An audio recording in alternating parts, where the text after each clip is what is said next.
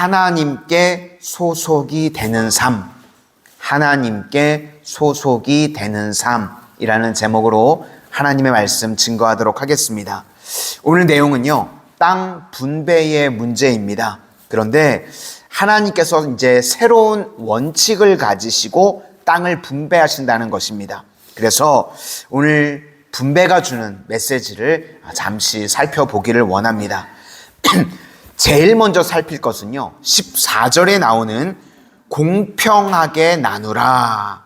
이것이 무슨 뜻인가 하는 겁니다. 우리 14절을 한번 먼저 보시도록 하겠습니다. 시작.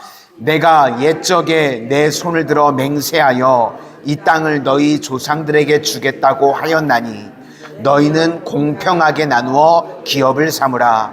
이 땅이 너희의 기업이 되리라.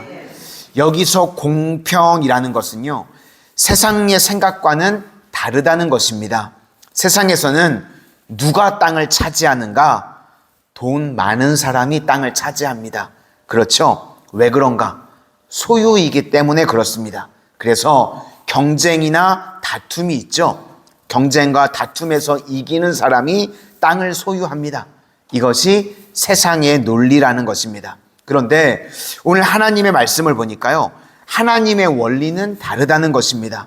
하나님께서는 이 땅에서 힘과 정보를 가지고 땅을 소유로 주시는 것이 아니라 소속해야 주신다는 것입니다.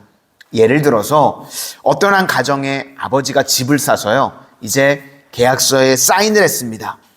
아버지가 사인을 했지만요, 가족들이 다 그 집을 뭐라고 부르죠? 우리 집. 그쵸? 네. 아버지가 사인을 했지만 그 가족 온 식구들이 그 집을 이제 우리 집이라고 그럽니다. 그러니까 가족에 소속이 되어 있으면요, 그 집은 우리 집입니다. 그렇죠? 이걸 보여주는 게 마태복음 20장에 보시면 예수님께서 이제 포도원 이 품꾼 이야기가 나오는데 9시에도 사람이 오고요, 12시에도 오고 3시에도 오고 5시에도 왔습니다. 일은 6시에 끝납니다. 그러니까 1시간밖에 일을 하지 않은 사람도 있고요, 9시간 동안 열심히 일을 한 사람도 있습니다. 그런데 이제 주인이요, 거꾸로 돈을 줍니다. 1시간 일한 사람한테 먼저 돈을 주는데 약속대로 한 데나리온, 하루 품삯이 한 데나리온인데 하루 품삯 한 데나리온을 약속대로 줍니다. 그랬더니 일찍 온 사람들이 그 모습을 보니까 더 기대를 했다는 겁니다. 그럴 수 있겠죠. 마태복음 20장 10절 말씀을 보니까 먼저 온 자들이 와서 더 받을 줄 알았더니 그들도 한 데나리온씩 받은지라. 그러니까 더 안 주니까 이제 그들이 원망을 했다는 것입니다. 그래서 원망한 내용이요, 논리적입니다. 1시간밖에 일하지 않은 사람과 왜 똑같이 줍니까? 맞죠? 우리가 종일 수고했고 더위도 견뎠는데 똑같이 주는 게 말이 됩니까? 이렇게 이야기를 했다는 것입니다. 그러니까 이것은 전체가 지금 무슨 논리인가 하면 나는 더 많이 일했고 더 수고했고 더 견뎠기 때문에 더 소유해야 돼. 그런 논리입니다.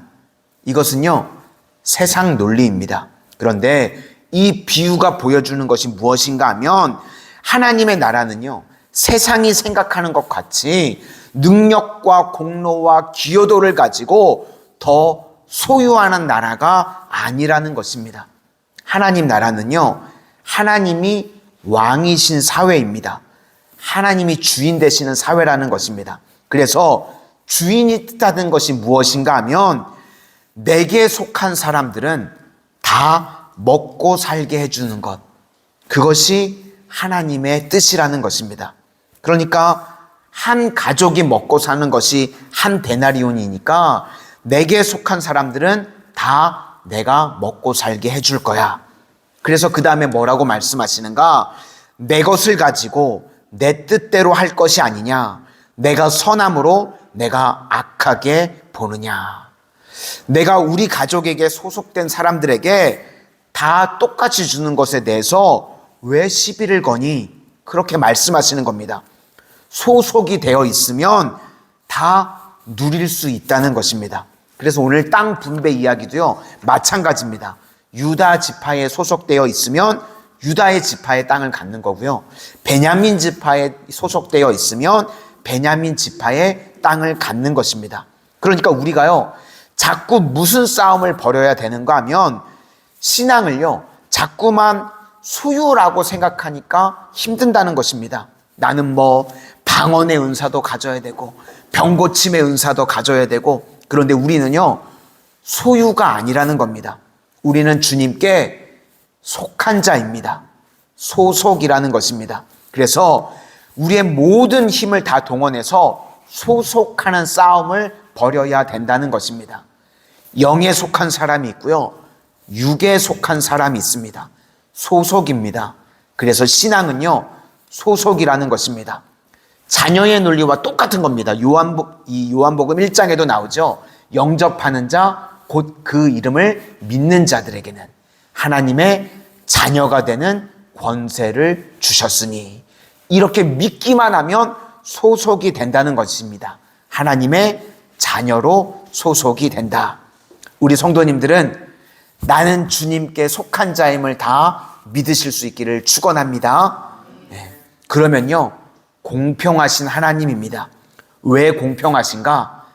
우리 각자에게요, 줄로 재어준 구역이 있는데 그것이 아름답다는 것입니다. 우리는요, 하나님께서 내게 주신 은혜를 가지고 살아가는 겁니다. 주님께서요, 나의 체질을 잘 아십니다. 그렇기 때문에 내게 가장 좋은 것을 주시는 줄로 믿습니다. 로마서 표현에 의하면 종 되지 말고 아들 되라는 겁니다. 탕자의 비유에도 나오죠. 집안에 있는 형은 뭐가 문제였는가? 아들인데 장자 아닙니까? 장남 아닙니까? 아들이면 아버지에게 소속된 것인데요, 자꾸 종의 논리로 이야기를 합니다. 뭐라고 아버지한테 이야기하냐면, 내가 아버지의 명을 어긴 적이 없습니다. 아들이요, 명령으로 삽니까? 아니죠. 종이 명령으로 사는 겁니다. 그리고요, 뭐라고 또 이야기하냐면, 내게 염소 새끼라도 한 마리 준 적이 없답니다.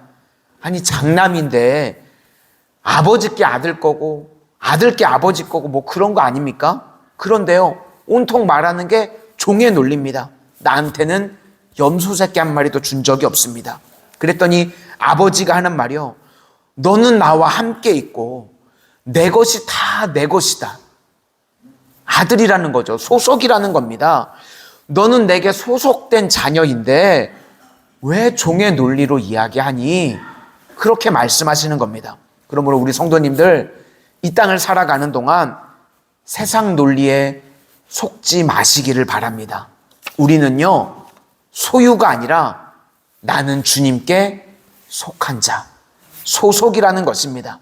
그러면 주님께 소속이 되어지기만 하면 나보다 나를 더 잘 아시는 주님께서요, 때를 따라 우리들 삶 가운데 가장 좋은 것들로 풍성하게 채워주실 줄로 믿습니다. 그러므로 이 땅을 살아가는 동안 세상 논리를 가지고 소유의 싸움 벌이다가 끝나는 인생이 아니라 주님께 속한 자로, 주님께서 주시는 은혜로 풍성한 그 은혜를 누리며 살아가는 하나님의 거룩한 백성들 다 되시기를 주님의 이름으로 축원합니다. 기도하겠습니다.